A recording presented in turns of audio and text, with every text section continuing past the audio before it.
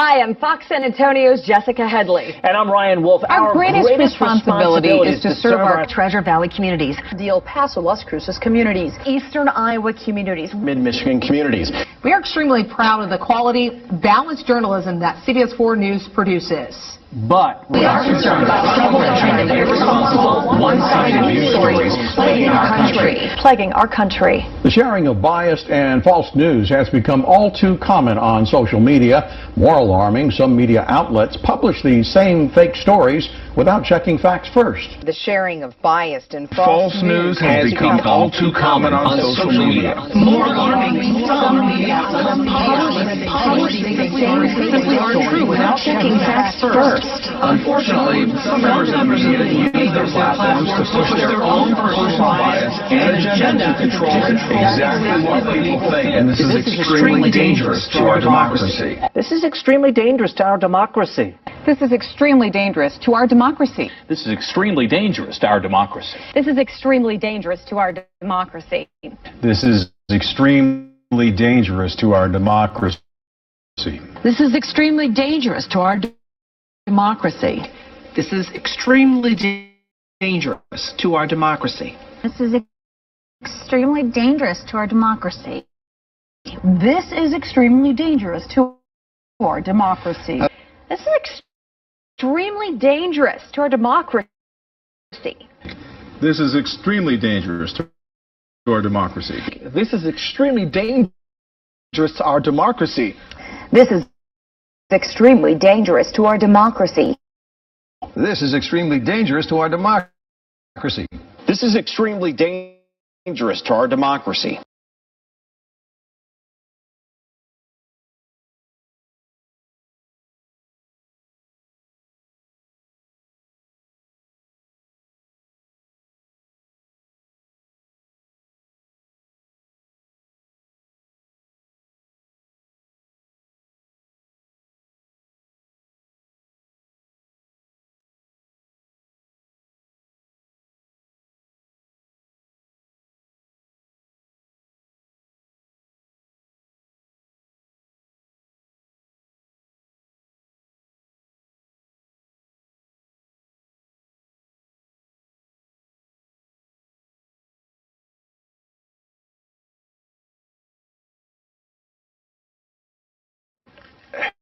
Here's an easy way to know if you are controlled. Is there somebody or something that you're not allowed to criticize? That's right. Simple as that.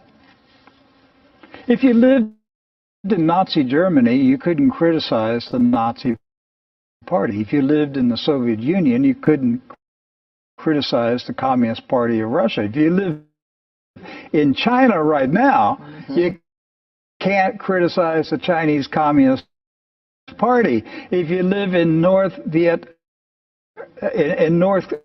Korea, you can't criticize Kim Jong-un.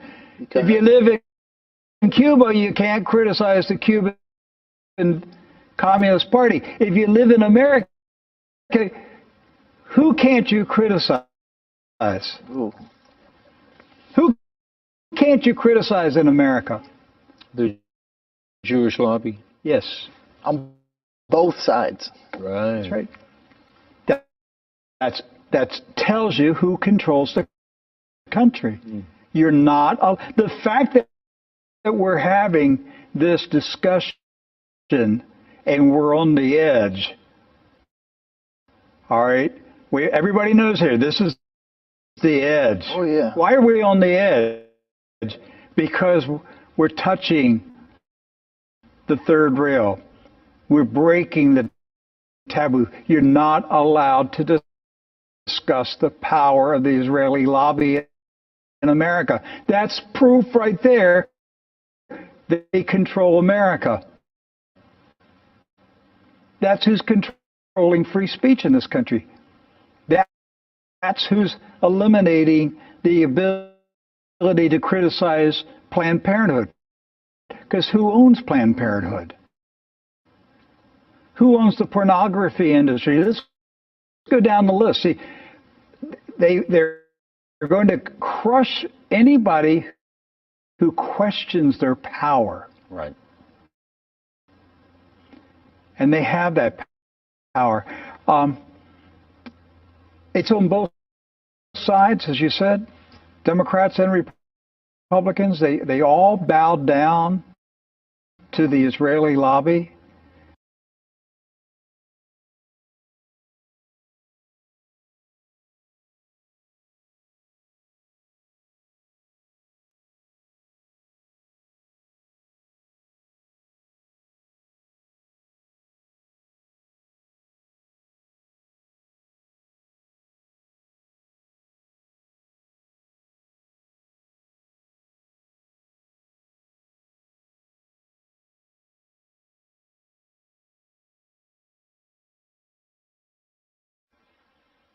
In the halacha, in Yeridea, that's the second section of the 4 sections of halacha called the Shulchan Aruch, the second table, in chapter 266, halacha 3, 4, 5, and 6, he describes how the circumcision is to be done. He says after the cutting, the mohel does what is called mitzitza, and mitzitza means to suck, and it means doing so with his mouth. And one could say, well, why can't you use a tube? Well, you could, technically, but it's not the custom as to how it was done. Now, why is it that way? Well, you could say that in the olden days you didn't have tubes. Now you can have tubes, so why not? The answer, as I thought about it, is that it's not as effective because the tube does not seal as well. It's not as pliable. And furthermore, it's not as quick, and it's not as close. You have to have a quick suction action.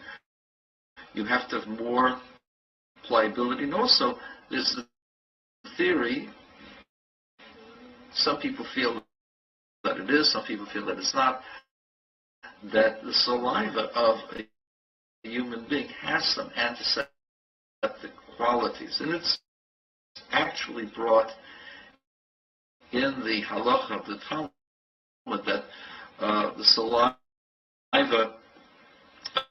of certain people were actually used as curatives. And so saliva is not a bad thing. Saliva has elements of cleaning, of antiseptic elements within it, and the other part of it is that the suction process of the mouth is quicker, more pliable, and it's more exact and works much better. Now, this of course is technical. So I thought, is there another element to the idea of mitzitza b'peh that I might be able to communicate with you? And this is not authoritative. So relax. If I'm wrong, fine. Then I'm wrong. In his translation of the book called the Sefer Yetzirah, the Book of Formation. We turn now to the wildfires exploding in the southwest and the state of emergency in Arizona. The tunnel fire burning for more than 20,000 acres. Haley Hartog has the latest.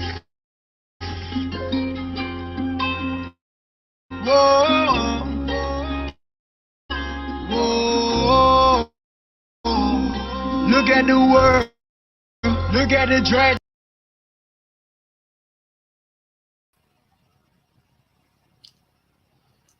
Shabbat shalom, Shabbat shalom, Shabbat shalom. Shabbat shalom, Shabbat shalom, Shabbat shalom. Hey, yo, greetings of the great name, the creator of heaven and earth. Greetings in the great and matchless name of his only begotten son. Hey, yo, I'm sorry about this streaming thing, man. It's just choppy. I don't know what's going on with that. Hold on, let me see real fast. There you go, that's a little bit better. Anyway, Shabbat shalom. Like I said, greetings in the name of the Father, greetings in the name of the Son. All praises are due to them both. Shabbat shalom to the brethren and the sisters. I am trying to keep these commandments. You feel me? All right, so what we want to do today, we want to go ahead and get into start teaching on the actual Torah, the laws, the statutes, the commandments, the judgments, and the precepts that we call the Torah, written in the 5 books of Moses. We're going to pick it up today in Exodus chapter 19. Don't want to be online too long or be live too long or whatever. Just want to get the scripts out, explain them, because that's what we're supposed to do on the Sabbath day. Get the scripts out, explain them, give a clear and plain understanding of the words so that the people can know and understand how to live and how to please their God. But first, got a little bit of something I need to do real fast. Give me a second. Let's see. So this right here is going to be, well, it is my written statement, my apology statement. So if you will, just bear with me real fast. I'm going to read it to you. I might paraphrase a little bit, but it's on the screen so you can understand what I'm saying. Fathers and mothers, sisters and brothers, cousins, and all those who call upon the God of our forefathers, Abraham, Isaac, and Jacob. Greetings in the great and fearful name of the Creator and in the matchless name of his only begotten Son. This is a public acknowledgement of erroneous doctrine. In other words, I'm admitting that it has been brought to my attention that some of the things that we preached and taught as truth were not actually truths. They were false. So as the scripture says in Leviticus chapter 4, verse 27 and 28, it says that, and if any one of the common people sin through ignorance, while he doth somewhat against any of the commandments of the Lord concerning things which ought not to be done, and be guilty, or if his sin, which he hath sinned, come to his knowledge, then he shall bring his offering, a kid of the goats, a female without blemish, for his sin which he hath sinned. Right? So that's the script. So it says, when you find out that you're wrong, you fix it. You don't keep going down the road of wrong just because you've been preaching or teaching that. But when you find out there's an error, you correct the error, and then you move on from there. That way you don't become a stumbling block to the brothers and the sisters that are rocking with you. You feel what I'm saying? Okay, so clearly we no longer sacrifice animals, but the blood of the Savior was shed to cover out the sins of our ignorance and the sins of our weaknesses. All praises are due to the Creator of heaven and earth. So it is in this spirit we will humbly strive to present unbiased, biblically sound teachings to restore the people of God and to be a light unto the Gentiles. Please bear with your brother. I'm learning in real time alongside of you as well, alongside of you, because we're all in the same boat, basically. So hold me accountable, hold my feet to the fire so I can grow. But remember, I'm just like you. I mess up and I need grace. Can't say no more than that. Everybody know they need grace. Nevertheless, we are called to be the salt of the earth, to seek out the truth and expose errors and the intended deceptions aimed to destroy God's people. To put a distinct difference, this is what we call to do, to put a distinct difference between what God has called holy or separated and what God has declared to be profane or unacceptable to him. Long story short, correct us, bear with us, and please pray for us. Now, I appreciate the opportunity to be your friend and to share these words with you. So, with no further ado, and like I said, like I was saying in the apology, It's been brought to our attention that we've been teaching erroneous doctrine or doctrine that's not true. So what we're going to do, we're going to start teaching from the bottom up. That way we can eliminate all the misunderstandings and show where our error was and where the majority of the errors are. Okay, so that's our heart, that's our intention. So we're going to start that by reading the Torah and getting the plain understanding of what the Torah says. Okay, so now I'm going to share on the screen with you. And we're going to pick it up. Hold on, I'm going to have to, let's see. I'll put that right there. See if I can bring this over here so that I can see. See what I'm saying? You see that?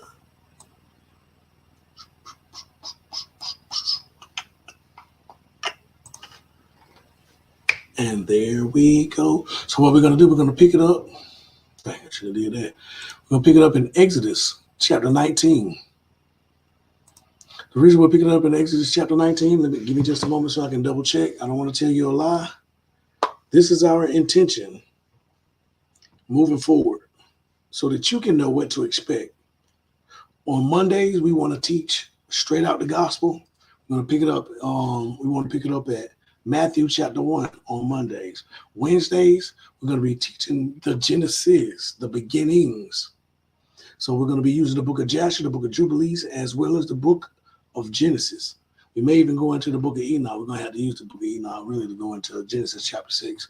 But we're going to do that on Wednesdays. Wednesdays is going to be our Genesis days. Friday is going to be our Roman days, the day for Roman, for the day for the book of Romans. And the Sabbath is going to always, we're going to try to always teach out of the Torah on the Sabbath, okay? So y'all bear with me.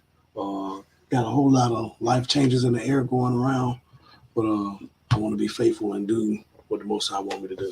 So you can expect to see more content in that area as we proceed. So we're gonna so this is the reason why we're not starting in Genesis to teach the Torah, because we're gonna deal with all the Genesis. We want to deal with Genesis on Wednesdays. All right.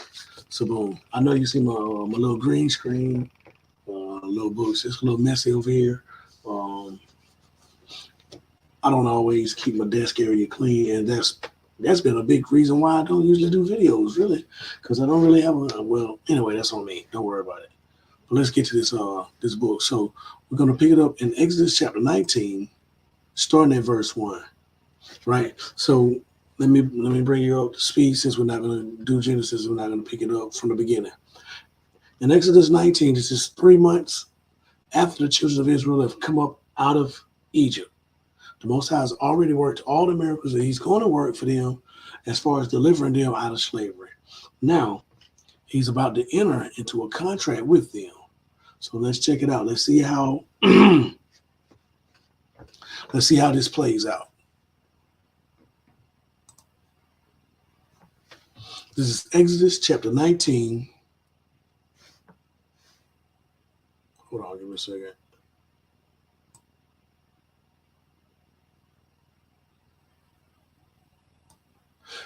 This is Exodus chapter 19, starting at verse 1. In the 3rd month, when the children of Israel were gone forth out of the land of Egypt, the same day came they into the wilderness of Sinai. For they were departed from Rephidim and were come to the desert of Sinai and had pitched in the wilderness. And there Israel camped before the mountain. So look, they're just out of Egypt. They are in the wilderness or the desert in front of the mountain. The entire nation of Israel, or the entire family, is encamped around about a mountain. All right, you got it. And Moses went up unto God, and the Lord called unto him out of the mountain, saying, Thus shalt thou say to the house of Jacob, and tell the children of Israel, Ye have seen what I did unto the Egyptians, and how I bare you on eagle's wings, and brought you unto myself.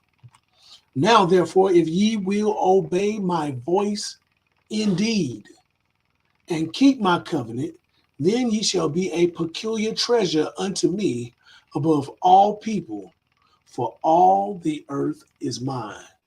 Now, look, I want you to understand what he's saying right here.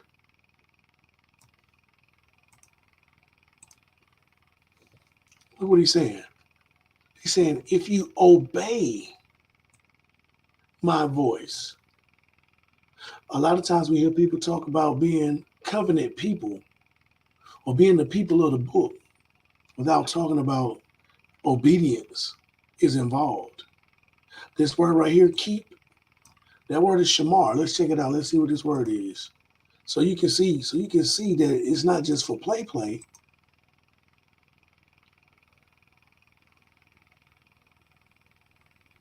This word keep right here.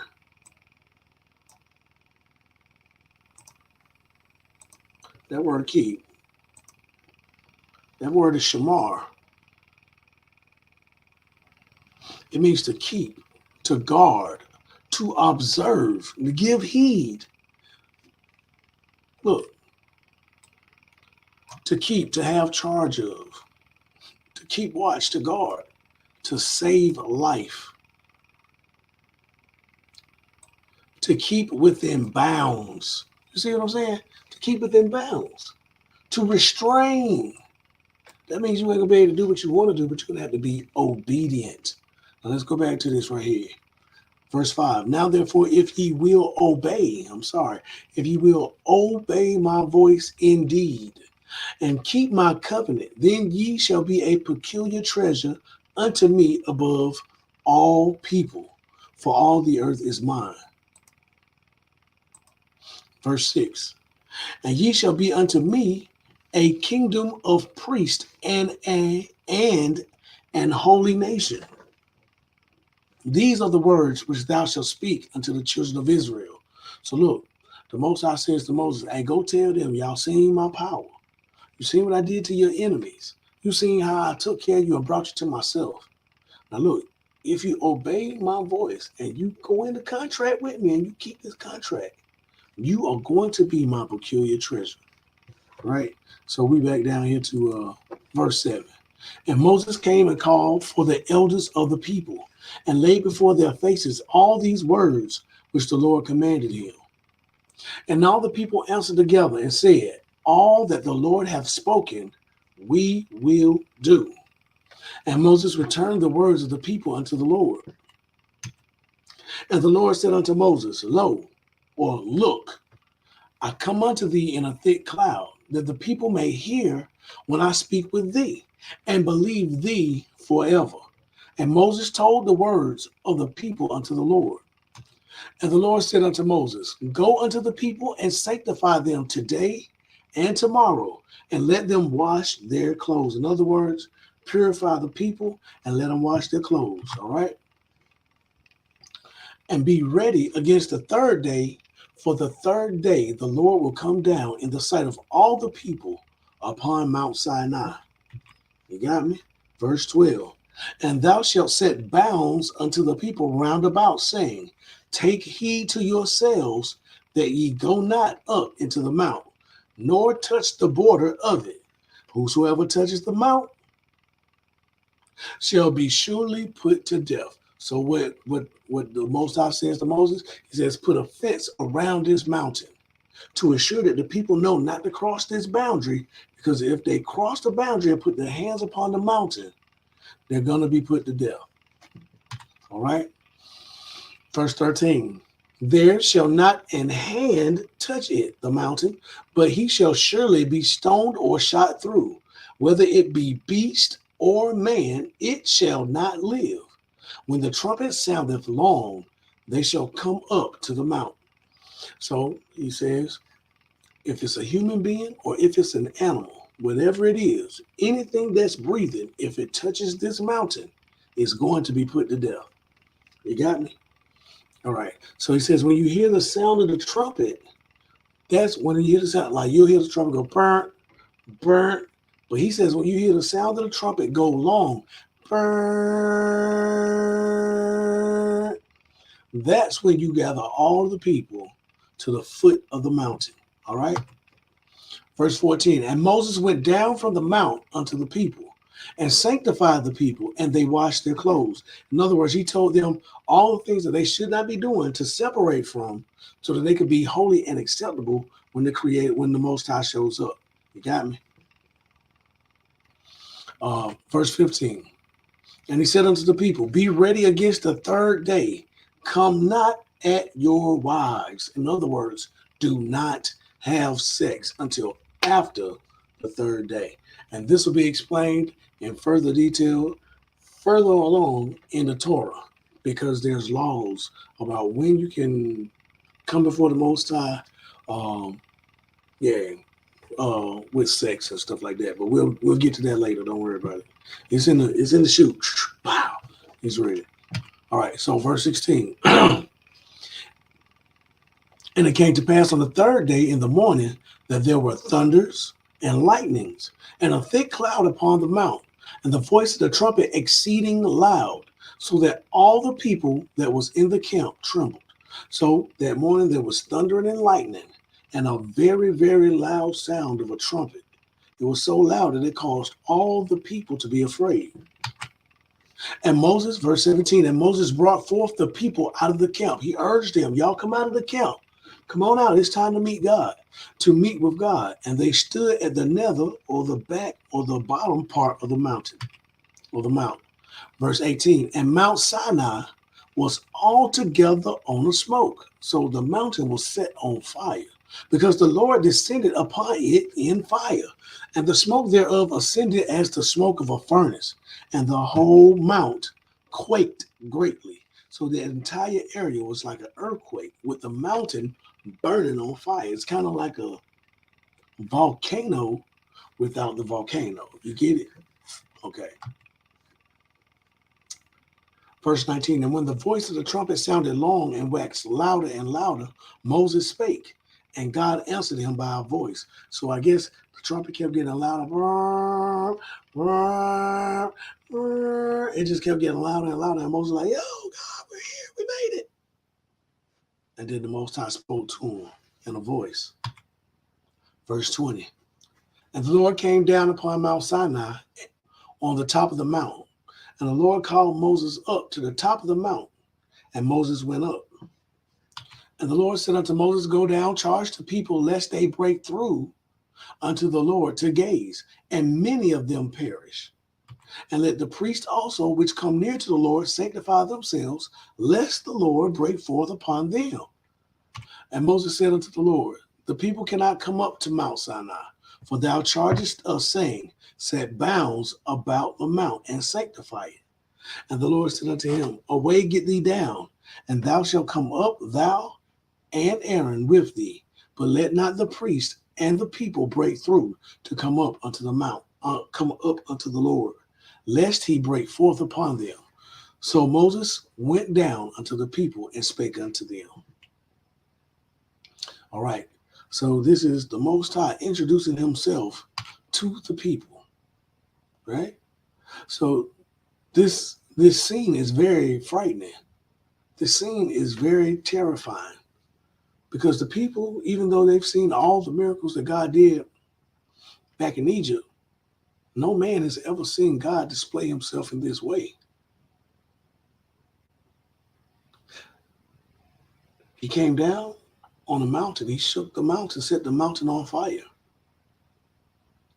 I would be afraid too. All right, so we're going to go ahead and hit one of our favorite chapters in the Bible.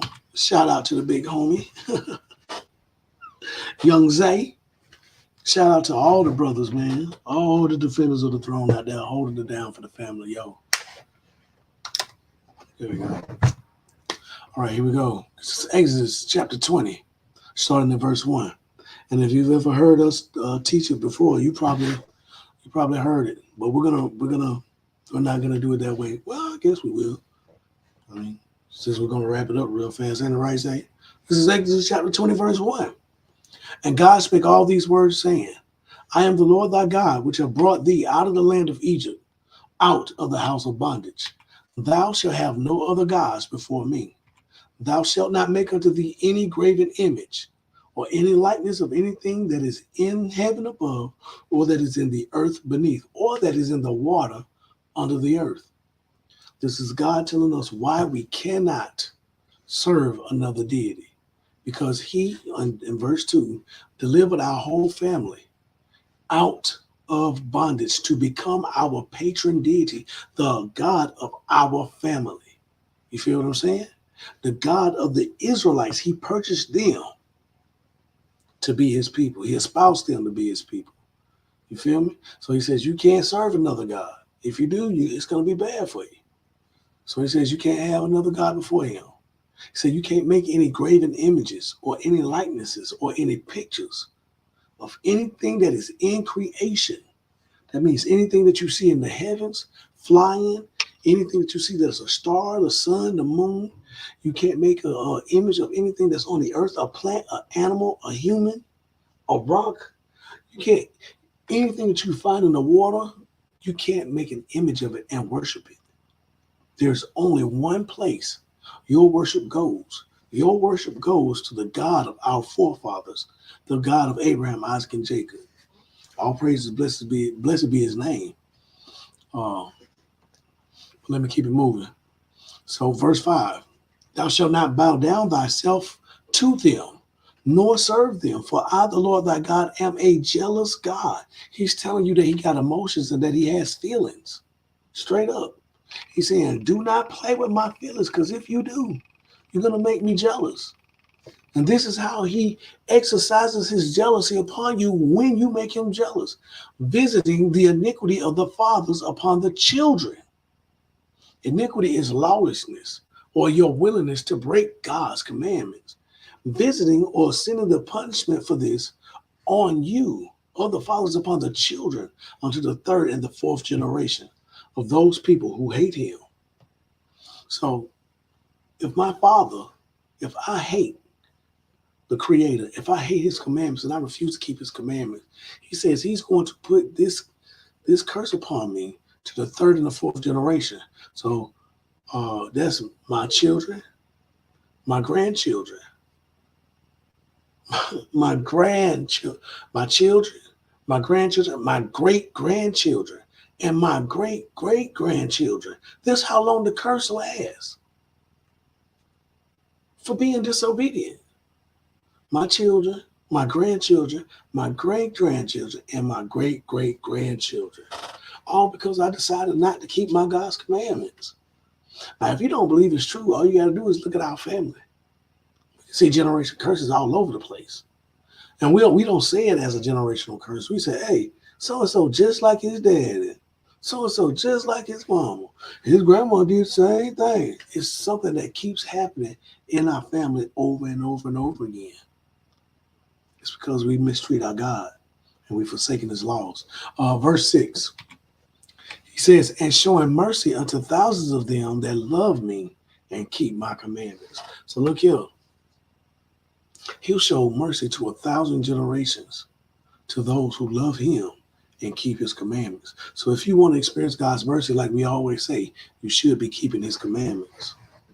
Verse 7, thou shalt not take the name of the Lord thy God in vain, for the Lord will not hold him guiltless that taketh his name in vain. So look here, the great and fearful name of the Most High God, our Elohim, our Elohah, is not something to be trifled with. It is a great and fearful name. It is fearful among the Gentiles. So if when you say GD this and GD that and GD me and on God and these different types of things, you are taking, even though you're not actually saying his name, but it is your intention to take his name in vain, to make it something small and trivial. The Creator said he's not going to hold you guiltless. In other words, it's a judgment coming behind that. You feel me? All right, so verse 8. Remember the Sabbath day to keep it holy. Oh, now look here. We got excuse after excuse after excuse after excuse why we can't keep God's Sabbath day. And I'm talking to my Christian brothers too, or Christian sisters. We got more excuses than a cat going to jail on why we can't keep the Sabbath day. But we swear we love God. Now, you can't find one place in the Bible where we are commanded not to keep the Sabbath day, or even where it said that you no longer have to keep the Sabbath day. It's not in there. Now, what I will say is the people who shun the Sabbath day to keep Sunday, most of the time they don't even know the real reason why they're celebrating on Sunday or why they're observing Sunday. If you knew that the Catholic Church is the one who ordained Sunday, not God. If you knew, it's a whole history behind it. You need to know why you do what you do. But God says for you to remember day number 7. All you got to do is look at your calendar. Sunday is day number 1. Now they'll say it's the Lord's Day. Well, everywhere I look in the Bible, the Lord's Day is the day of judgment. Or the Lord's Day is the Sabbath. One of the two. The Lord's Day has never been Sunday. But we'll keep it moving. Listen to what God says. 6 days shalt thou labor and do all thy work. That's verse 10. But the 7th day is the Sabbath of the Lord thy God. Who does the Sabbath belong to? My Christian brothers and sisters, who does the Sabbath day belong to? It's not our Sabbath day. It's not Moses' Sabbath day. It ain't the Jewish people's Sabbath day. Nope. Nope. The Sabbath day belongs to the Creator. And every time you refuse to keep it, you refuse to obey the Creator. Okay. In it, thou shalt not do any work. That means you can't wash your car. You can't be out here cooking and cleaning up the crib. Can't do none of that stuff. He says, thou shalt not do any work. Thou, that means you, nor thy son, nor thy daughter, nor thy manservant. If you have a man who works for you or is your slave, they can't work on the Sabbath day, nor thy maidservant. If you have a woman who works for you, or if she is your slave, she cannot work on the Sabbath day, nor thy cattle. You cannot go out and work your cattle on the Sabbath day, nor thy stranger that is within thy gates. The stranger is a non-Israelite person who lives within the land. So you can't even work someone who isn't an Israelite on the Sabbath day. The Sabbath day is important to God. It's important to him. So the Sabbath day is established so everybody in the community may have a break and be refreshed. Understand that. The Creator, the designer of the human body said for you to take a break on the 7th day, no work, and come see him. That's what he said. You do what you want to do though. All right. Verse 11, for in 6 days the Lord made heaven and earth, the sea and all that in them is, and rested the 7th day. Wherefore the Lord blessed the Sabbath and hallowed it. So look, the other 6 days, they are not hallowed or holy unto God. Day number 7 is the day that God sanctified for himself. Now you'll hear people say, well, Jesus is my Sabbath. Well, he can be your Sabbath. But he better be your Sabbath on the Sabbath day too. You need to observe the ordinances of the Sabbath. Paul did it. Paul said, follow me while I follow Christ. What did Christ do? He followed the Sabbath, kept the Sabbath. There's no way around it. Now, pretty soon we're going to get into talking about surface level teachings and surface level understandings. This is going to be a real eye opener for whoever want to get their eyes open. You feel me? All right, so we're going to keep it moving. Y'all hold me to that one right there. So the Sabbath is very important. Once you start keeping the Sabbath, the Creator will open your eyes to the Bible. He'll open your eyes to the book. All these mysteries are hanging on whether or not you're willing to be obedient and come under the headship of the Sabbath. You got me? All right, verse 12. Honor thy father and thy mother, that thy days may be long upon the land which the Lord thy God giveth thee. So look, we all know you're supposed to respect mom and daddy. We know. You don't need much explanation on that. Just know that the Most High says that if you honor father and mother, he's going to extend your life. But if you dishonor father and mother, what would be the equal and opposite reaction that God would have for you? Think about it. Verse 13, thou shalt not kill. In other words, thou shalt do no murder. You cannot murder your brother and your sister. And I believe I read it in 1 John that if you hate your brother, you're guilty of his blood. You're guilty of murdering him. And we know that no murderer has eternal life living inside of him. You feel me? So you might not stab anybody, you may not pull the trigger, but you could be guilty of murder. You might want to check your heart. Verse 14, thou shalt not commit adultery. In other words, if she is married, but she's not married to you, you cannot have sex with her. If he is married and he is not married to you, you cannot have sex with him. Our family is going to be in trouble if we don't clean this stuff up. We see it on TV all the time, endorsing it. We hear it in the music, endorsing it. We see it on the videos. We see it on YouTube. All this stuff is endorsing it. But look, God don't play about that. God don't play. And he got me scared too, because you can see when we find out what God is talking about, then we find out almost everyone that we know is guilty. Almost everyone needs his forgiveness. It's crazy. Anyway, let's keep it moving. Verse 15. We're going to get on it, though. Trust me. We're going to get on it. Verse 15. Thou shalt not steal. If it don't belong to you, don't take it from somebody. That's easy. We all grew up learning not to steal. We know it's wrong. Verse 16. That's why I say, why wouldn't we keep God's commandments? All these commandments are easy commandments to keep.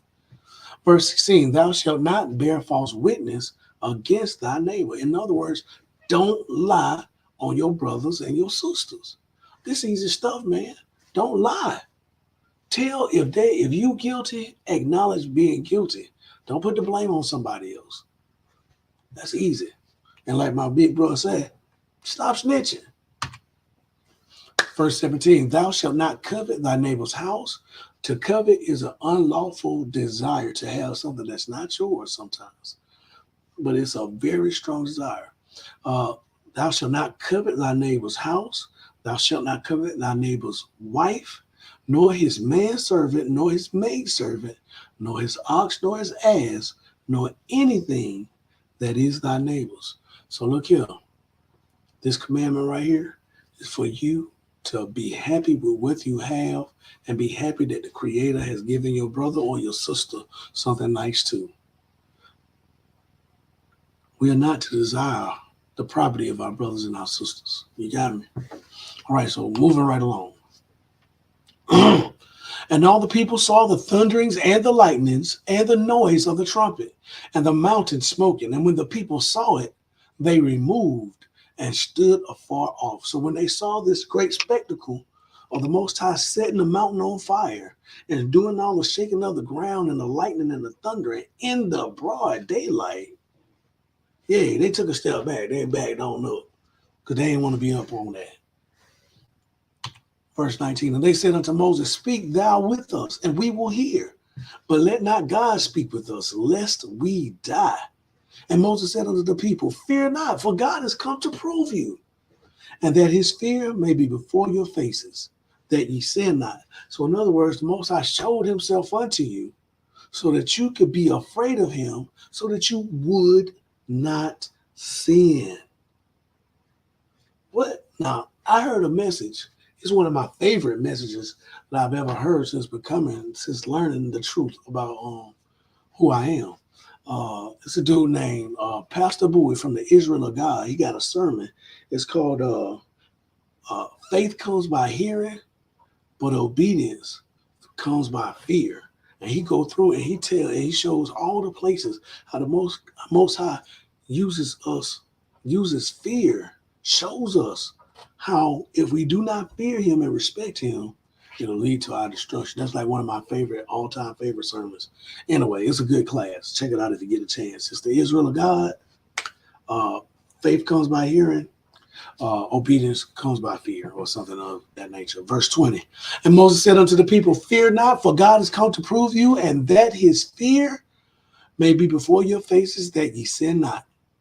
And the people stood afar off, and Moses drew near unto the thick darkness where God was. And the Lord said unto Moses, thus Thou shalt say unto the children of Israel, Ye have seen that I have talked with you from heaven. Ye shall not make with me gods of silver, neither shall ye make unto you gods of gold. An altar of earth thou shalt make unto me, and shalt sacrifice thereon thy burnt offerings, and thy peace offerings, thy sheep and thine oxen. In all places where I record my name, I will come unto thee, and I will bless thee. So he's saying, do not make any image of anything out of silver or gold or anything like that. Don't make an image because you did not see an image. He says, when you build an altar to me, you make that altar out of earth, out of ground, out of the rocks, out of the stone, out of the earth. And you can slay your animals there for me there. Verse 25. And if thou wilt make an altar of stone, thou shalt not build it of hewn stone or cut stone. For if thou lift up thy tool upon it, thou hast polluted it. Neither shalt thou go up by steps unto mine altar, that thy nakedness be not discovered thereon. So when you go up to the altar, you have to go up in such a way, and you have to wear such garments, the priest, that doesn't expose your nudity. All right. So brothers and sisters, just going to wrap it up for us today. There was Exodus chapter 19 and chapter 20 with the plain understanding and the plain teacher. I hope this was beneficial for somebody. Appreciate you tuning in. Shoot, I enjoyed reading it. Now look, let me pray for you real fast and we get on out your face. May the Most High bless you. May the Most High keep you. May the Most High make his face to shine upon you and be gracious unto you. May the God of Abraham, Isaac, and Jacob lift up his glorious countenance upon you, your family, your home. May he give all y'all peace. And may the name of the Most High God rest upon every Israelite. Shabbat shalom, Shabbat shalom, Shabbat shalom. And yo, like we say every week, man, shalom, and we gone. So let me end the broadcast. There it is. I appreciate y'all hanging out with me. I'm gone.